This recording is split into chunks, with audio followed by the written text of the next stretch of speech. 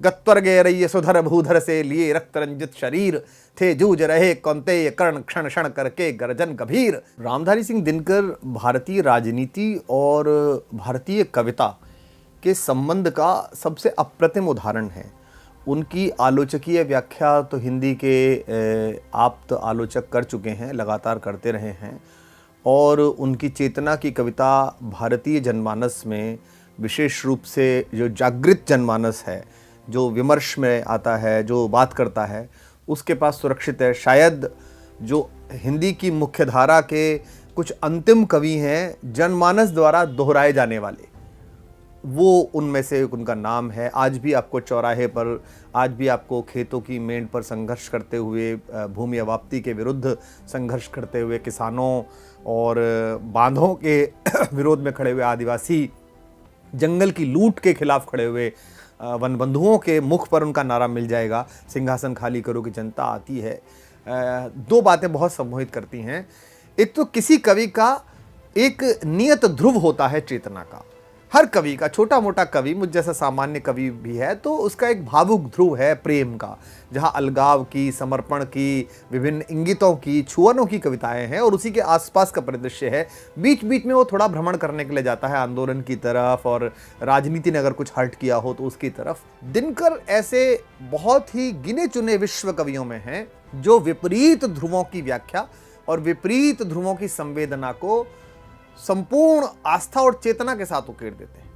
जैसे आप कुरुक्षेत्र पढ़िए, रश्मिरथी पढ़िए, क्योंकि एक तरफ तो युद्ध की भाषा है, गत्वर्गे रही सुधर भूधर से लिए रक्त रंजित शरीर, थे जूझ रहे कौंतेय कर्ण क्षण क्षण करके गर्जन गंभीर, दोनों रणकुशल धनुर्धर नर, दोनों संबल दोनों समर्थ, दोनों पर दोनों की अमोघ थी विषिक वृष्टि हो रही व्यर्थ, चल रहा महाभारत का रण जल रहा, धरित्री का सुहाग फट कुरुक्षेत्र में खेल रही नरके भीतर की कुटिल आग, बाजियों गजों की लोथों में गिर रहे मनुज के छिन्न अंग, बह रहा चतुष्पद और द्विपद का रुधन मिश्र हो एक संग, गत्वर्गे रही सुधर भूधर से लिए रक्त रंजित शरीर, थे जूझ रहे कौंतेय कर्ण क्षण क्षण करके गर्जन गंभीर। ये जो ध्वन्यात्मकता है शब्दों की, ये बिना बलाघात के उस पूरे दुनिया के सबसे बड़े युद्ध को का चित्र बना देने की कला है। एक तरफ तो इसका परिपाक है दिनकर की कविता में, और दूसरी तरफ अपने हाथों से अवश्य, अपने मन के हाथों अवश्य पुररवा और अपनी स्वर्गिक चेतना को गिरवी रखकर पृथ्वी के क्षणिक सुखों को भोग लेने के लिए लालायित उर्वशी, इनको जब वो बांधते हैं, अब जब वो वहां बांधते हैं कि उर्वशी अपने समय का सूर्य हूं मैं, मर्त्य मानव की विजय का तूर्य हूं मैं, अंधतम के भाल पर दीपक जलाता हूं, बादलों के शीश तक स्यंदन चलाता हूं, सामने टिकते नहीं वनराज पर्वत डोलते हैं, कांपता है कुंडली मारे समय का व्याल, किंतु न जाने बात क्या है, इंद्र का आयुध पुरुष जो झेल सकता है, सिंह से बाहें मिलाकर खेल सकता है, फूल के आगे वही असहाय हो जाता, शक्ति के रहते हुए निरुपाय हो जाता। और इससे भी अधिक नीचे आकर कातर स्वर में, कातर प्रेमी की तरह जब दुनिया के सबसे सशक्त व्यक्ति, जिनकी इंद्र की सभा में चर्चा है, जो वैवस्वत मनु की संतान है, जो इक्ष्वाकु वंश की आन बान शान है, जो नहुष अज रघु दिलीप जिसमें पैदा होने हैं भरत, उस वंश के राजा है पुररवा, वो कहते हैं कि मैं तुम्हारे बाण का बीधा हुआ खग, वक्ष पर धर शीश मरना चाहता हूं, मैं तुम्हारे हाथ का लीला कमल हूं, प्राण के सर में उतरना चाहता हूं, मैं तुम्हारे रक्त के कण में समाकर प्रार्थना के गीत गाना चाहता हूं। अब ये जो भाषाई विभेद है, ये जो दो क्षितिज पर अपने आप को अभिव्यक्त करने की चेतना शक्ति है, ये जो शब्द संसार की सार्थकता है, ये जो अंदर के आवेग का प्रस्फुटन है जो दिनकर के पास है, ये समकालीन साहित्य में, केवल हिंदी नहीं, जो थोड़ा बहुत मेरा ज्ञान दूसरी भाषाओं का है, मुझ जैसे पाठक को, मुझ जैसे श्रोता को देखने को नहीं मिला।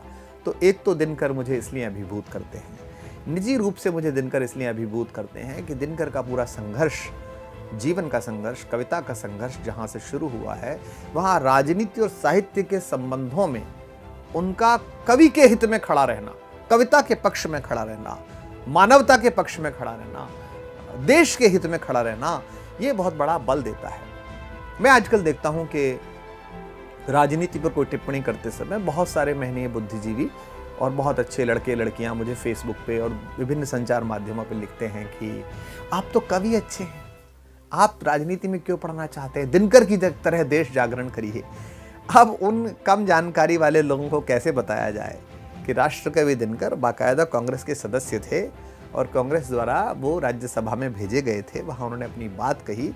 अगर आप उनकी डायरी पढ़ें तो समकालीन सत्ता जिस पर नेहरू जी हैं, उनसे उनके संबंध और विभिन्न मुद्दों पर उनका मतभेद कैसे उनकी जगह तय कर पाता है। वो राधाकृष्णन जी से मिलने गए हैं और राधाकृष्णन जी ने उन्हें कहा कि चर्चा चल रही है सदन में और नेहरू जी को भी ये किसी ने कहा है कि तुमने उन्हें भैंसा कहा है। परशुराम की प्रतीक्षा में जब उन्हें क्रोध आया भारत की शांति नीतियों पर, तो वो इतने क्रोधित हैं कि वो गांधी के चरखे को गला देना चाहते हैं। ऋषियों कृशानु उद्दीपक मंत्र पढ़ो रे। वो कहते हैं कि गीता में जो त्रिपिटक निकाय पढ़ते हैं, तलवार गलाकर जो तकुली गढ़ते हैं, वो तकुली जो चरखे की है। संपूर्ण आस्था के साथ नेहरू जी के प्रति चीन युद्ध उनकी सैद्धांतिक पराजय थी, उससे उनका आभा मंडल काफी नीचे आया और उस समय कोई बोलने की स्थिति में नहीं था। ऐसे में सदन के अंदर कविता के माध्यम से, सदन के बाहर कविता के माध्यम से उन्होंने बोला, चेतावनी दी और कहा वे देश शांति के सबसे शत्रु प्रबल हैं, जो बहुत बड़े होकर के भी निर्बल हैं जिनके उदर विशाल बाह छोटी है। अब आप देखिए, उदर क्या है? उदर पोषण का प्रतीक है, एक बड़ी जनसंख्या है जिसे पोषित करना है। और बाह क्या है? ये पुरुषार्थ का, पराक्रम का प्रतीक है। ये स्वयं को साधन बना लेने का प्रतीक है साध्य तक पहुंचने के लिए। है जिनके उदर विशाल, बाह छोटी है, भोतरे दांत हैं, जीभ बहुत मोटी है। और चीन युद्ध के बाद उन्हें पक्षाघात का असर हो गया। उन्होंने कहा है कि मैं रोता था। और एक पंक्ति तो उन्होंने ऐसी लिखी है जो राष्ट्र कवि को शोभा नहीं देती, और उन्होंने उसकी व्याख्या करके कहा है कि इस पंक्ति को लिखने के बाद मैंने सोचा मुझे ये लाइन नहीं लिखनी चाहिए, लेकिन फिर मुझे लगा इस देश के इतिहास को याद रहना चाहिए कि इस देश के कवि को कभी इतना क्रोध आया था भारत की पराजय पर। छागियो करो अभ्यास रक्त पीने का। कैसी बड़ी पंक्ति है, कैसा आमंत्रण है, कैसा भैरव आमंत्रण है हिंदुस्तान की मनीषा को, भारतीय ऋषियों को कैसा बड़ा आमंत्रण है कि किसी भी राजनीतिक दल में काम करने वाला व्यक्ति अगर चेतना की बात कहना चाहता है, वो कलाकार है कला चेतना से, तो पूरा राजनीतिक प्रक्रम उसे मारने के लिए दौड़ता है, लेकिन वो जगत में स्वीकार्य हो जाता है, जनता उसे स्वीकार कर लेती है। मतलब गांधी के बाद अगर किसी के लिए कविता जीवित मनुष्य के लिए दिनकर ने लिखी है तो जयप्रकाश जी के बारे में लिखी है। गांधी मैदान में जब जयप्रकाश आज़ादी के बाद मुक्त होकर आए थे तो उनके सम्मान में दिनकर ने पढ़ा था, जयप्रकाश है नाम समय की करवट का, अंगड़ाई का, भूचाल बवंडर के ख्वाबों से भरी हुई तरुणाई का, सेनानी करो प्रयाण अभय भावी, इतिहास तुम्हारा है ये नखत अमा के बुझते हैं सारा आकाश तुम्हारा है। तो जयप्रकाश पर पूरी एक कविता दिनकर जी ने लिखी। और मुझे लगता है कि इस समय भारतीय राजनीति के सत्ता पक्ष, प्रतिपक्ष और निष्पक्ष तीनों दलों को दिनकर से प्रेरणा लेनी चाहिए कि कविता के लोग अगर कोई बात कह रहे हैं तो उसे सुनना शुरू करें। एक बड़ा रोचक प्रसंग है जिसकी प्रामाणिकता कभी किसी व्यक्ति से नहीं मिली, लेकिन उस समय जो गोपाल प्रसाद व्यास जो उसके संयोजक होते थे उन्होंने हम सबको भी बताया था। लाल किले का एक बड़ा प्रतिष्ठित कवि सम्मेलन होता है जिसे सरकार कराती है, हम जैसे कवि तो उससे दूर ही रहे क्योंकि सरकारें ही कराती नहीं। उसमें दिनकर जी निश्चित रूप से राष्ट्र कवि होने के नाते अध्यक्षता के लिए बुलाए जाते थे।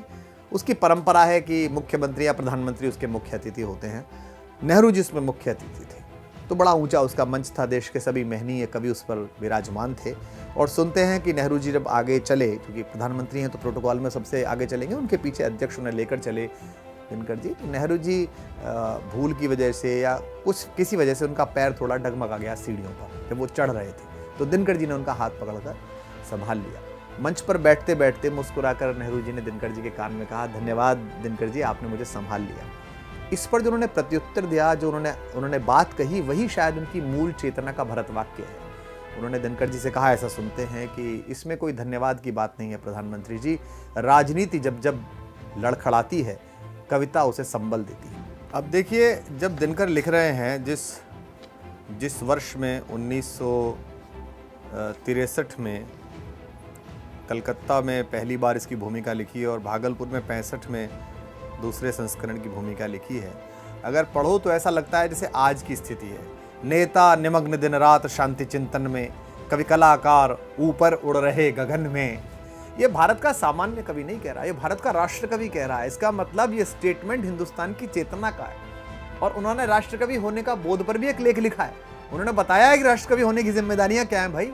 मुझे कितना पता होना चाहिए मेरे देश के बारे में, मुझे क्या कहना चाहिए अपने देश के बारे में, मैं इससे आंका जाऊंगा, मेरा देश इससे आंका जाएगा। तो अगर हमारी पराजय के बाद परशुराम की प्रतीक्षा में हमारे देश का सबसे महत्वपूर्ण कवि ये कह रहा है जहां खड़ग सब पुण्य वहीं बसते हैं, वीरता जहां पर नहीं पुण्य का क्षय है, वीरता जहां पर नहीं स्वार्थ की जय है, तलवार पुण्य की सखी धर्म पालक है, लालच पर अंकुश कठिन लोभ सालक है, असि छोड़ भीरु बन जहां धर्म सोता है, पातक प्रचंडतम वहीं प्रकट होता है।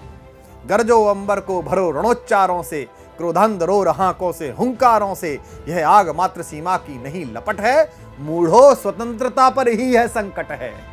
जातीय गर्व पर क्रूर प्रहार हुआ है, मां के किरीट पर ही यह वार हुआ है, अब तो सिर पर आ पड़े नहीं डरना है, जन्मे है तो 2 बार नहीं मरना है। ये गीता है। हतो वा प्राप्यसि स्वर्गम जित्वा वा भुक्षसे महीम, तस्माद् उत्तिष्ठ कौन्तेय युद्धाय कृत निश्चय। ये जो कृत निश्चय है, निश्चय में जो इधर उधर का है, इस कृत निश्चय के परम भाष्य युगीन भाष्य है महाकवि दिनकर। कुत्सित कलंक का बोध लिए नहीं छोड़ेंगे। अब ये जो हुंकार है दिनकर की, आप देखिए, ये जातीय गर्व का नारा है। कुत्सित कलंक का बोध नहीं छोड़ेंगे, हम बिना लिए प्रतिशोध नहीं छोड़ेंगे। और मुझे समकालीन कवि बताते हैं, बालकवि बैरागी ने मुझे कई बार बताया कि जब दिनकर ये बात बोलते थे, देखिए मुझे रोमांच हो गया, कुत्सित कलंक का बोध नहीं छोड़ेंगे, तो जनता नीचे से कहती थी नहीं छोड़ेंगे, हम बिना लिए प्रतिशोध नहीं छोड़ेंगे, अरिका विरोध अवरोध नहीं छोड़ेंगे, जब तक जीवित हैं क्रोध नहीं छोड़ेंगे। ये क्रोध को उत्साह बनाकर जातीय गर्व की घोषणा में परिवर्तित करने की कला, यही किसी व्यक्ति को राष्ट्र कवि बनाती है, देश का कवि बनाती है। झकझोरो महान सुप्तों को, क्या बड़ा व्यंग है, परम सोए हुए झकझोरो महान सुप्तों को, टेरो चाणक्य चंद्रगुप्तों को, विक्रमी तेज असिकी उद्दाम प्रभा को, राणा प्रताप गोविंद शिवा सरजा को। वे महाराणा प्रताप जिनकी पुत्री ने के हाथ से घास की रोटी वन विलाप ले गया है, उस पूरी परंपरा को जागृत करते हुए भारत के आगामी समय का पथ बताते हैं महाकवि दिनकर। कविता मानक विपक्ष है। जिस दिन कविताएं सत्ता का समर्थन करना प्रारंभ कर देंगी, या तो सत्ताएं समाप्त हो जाएंगी या कविताएं समाप्त हो जाएंगी। तो मैं अपने पूर्वज को इस पितृपक्ष में प्रणाम करता हूं और उनसे अनुरोध करता हूं कि रश्मिरथी के समर्थन में खड़े हुए, जाति कुल वंश धर्म की चेतना से बाहर मनुष्य की नैसर्गिक प्रतिभा, उसकी क्षमता, उसकी धमनियों में दौड़ते हुए रक्त के वेग से व्यक्ति के आचरण और आवरण पर टिप्पणी करने वाले महाकवि राष्ट्रकवि रामधारी सिंह दिनकर मुझ जैसे सामान्य वंशज को आशीर्वाद दें कि मेरे अंदर की ये चेतना बनी रहे और मैं समय समय पर प्रतिकूल सत्ताओं के विपक्ष में देश की, जनता की और मानवता की आवाज़ बुलंद करता रहूं। प्रणाम दिनकर।